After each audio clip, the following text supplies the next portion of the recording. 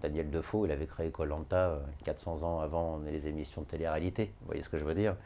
Et c'est bien plus intéressant de lire Robinson Crusoe que de regarder koh.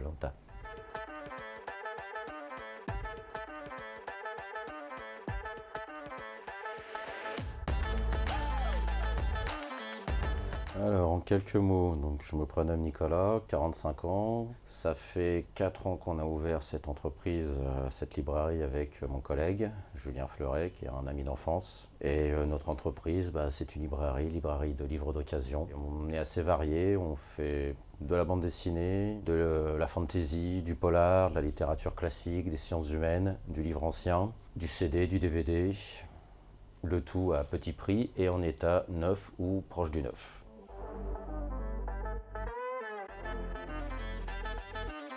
Le livre, c'est pour ça que je travaille dedans. Avant, je travaillais dans des milieux totalement différents et au bout d'un moment, j'ai décidé de, on va dire, prendre mon destin en main et de faire vraiment ce que j'avais envie de faire, mon collègue aussi, et on s'est réunis autour de notre passion du livre pour ouvrir donc notre boutique. Mes passions, c'est essentiellement voilà, la littérature, le cinéma, tout ce qui tourne autour de la culture.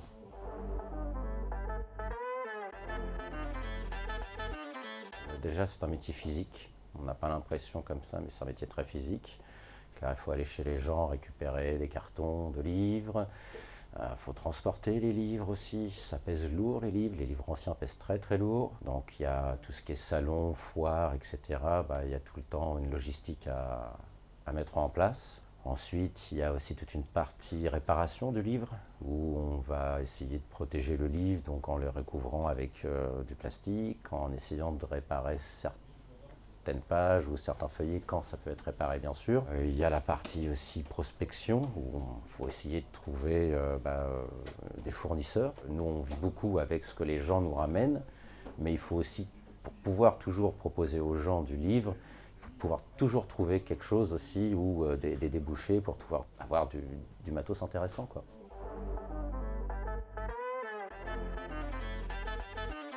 Ma clientèle est attachée au papier, à la sensation de tenir un livre, de feuilleter les pages, de sentir l'odeur aussi du papier ou l'odeur des fois du cuir, qu'on n'aura jamais en tournant des pages d'un e-book. Pour moi, j'ai pas de ressenti ou je ressens pas l'impact du numérique sur le livre.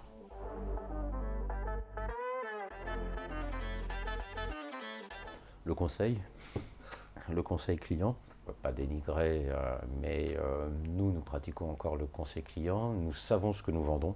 Je pourrais citer beaucoup d'exemples dans d'autres établissements où malheureusement les gens ne sont pas forcément au courant des dernières sorties ou même de la connaissance de certains auteurs, etc. Nous, notre métier, c'est un métier passion. Cette connaissance du livre ou cet amour du livre que l'on a quand on aime un titre et qu'on a envie de le faire partager à quelqu'un, c'est notre force. Et ça, je ne suis pas persuadé que dans tous les magasins comme ça, il y ait cette passion. Voilà.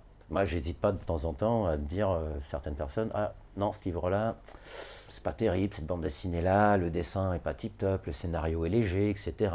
Peut-être aller plutôt sur telle ou telle bande dessinée qui conviendra peut-être mieux que celle-ci. Mon but, c'est pas d'essayer de mentir aux clients, c'est que quand ils ressortent de la boutique, ils soient contents d'avoir trouvé le bouquin, soit qu'ils voulaient, ou d'avoir trouvé un autre livre que moi je lui ai conseillé.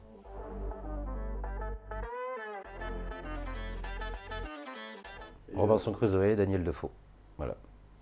Un des meilleurs livres d'aventure qui existent au monde, un des meilleurs livres d'aventure que j'ai lu toute ma vie. Imaginez quand on est jeune lire un bouquin où le héros est sur une île déserte pendant X années, où il va vivre tout un tas d'aventures avec des anthropophages, rencontrer l'amitié, survivre avec quasiment rien.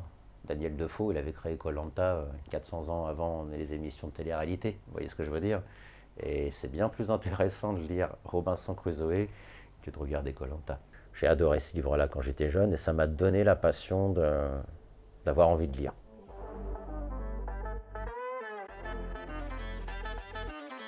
La lecture, c'est la culture, c'est la connaissance. La culture, ça permet de ne pas se faire avoir. Lire un livre, c'est ça. C'est découvrir qu'en fait, on est capable de réfléchir par soi-même, d'analyser ce que l'on va lire, d'en retrouver du bonheur, du plaisir ou du déplaisir éventuellement, parce que des fois on peut lire un livre et ne pas apprécier, de trouver que ça trop ardu et tout ça. Et la lecture, ça va apporter l'imagination. L'imagination, c'est la liberté. À une époque, en France, au Moyen-Âge, on interdisait éventuellement la lecture. Les seuls livres qu'on pouvait lire, c'était les livres religieux, car il ne fallait pas que les gens puissent lire les philosophes grecs ou latins, car ça leur permettait éventuellement d'avoir une autre vision du monde. Un excellent livre qui explique ça, c'est Le nom de la rose d'Umberto Eco, par exemple, que je te recommande à lire à tout prix. C'est génial, c'est un chef-d'œuvre et c'est un chef-d'œuvre d'humanisme. Et la lecture, ça apporte l'humanité chez l'humain.